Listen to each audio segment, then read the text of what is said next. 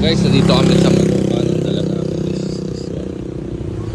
So, Cafe Racer ng Street Cup.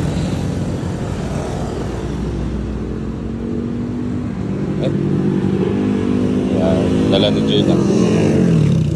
So, second bike is itong Hajiba na 2000 model Raptor.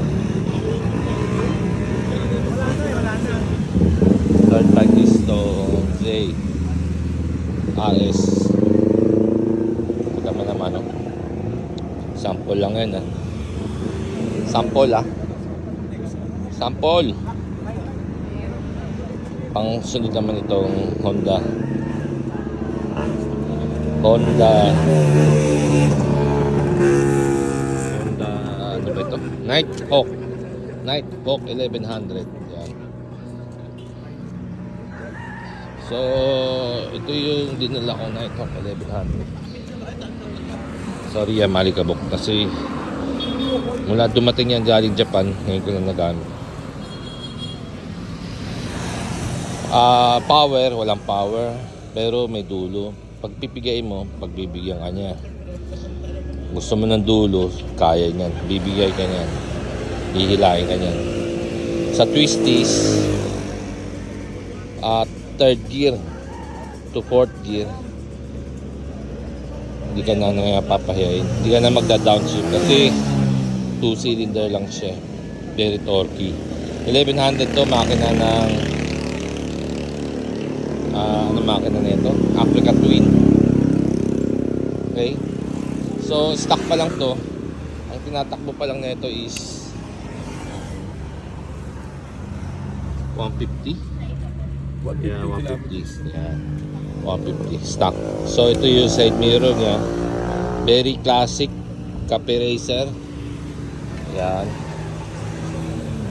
Bakit blue ang pinili ko? Kasi dalawang kulay yan. Meron silver and blue. So, more on mahilig ko sa blue. Okay. Anong disadvantage?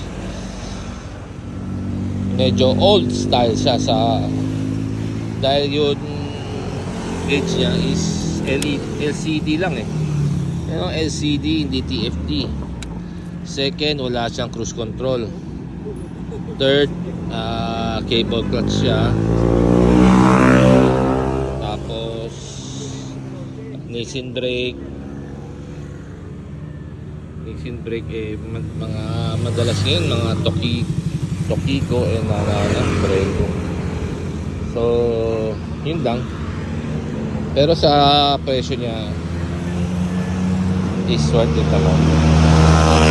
So ilaw niya is parang ano lang,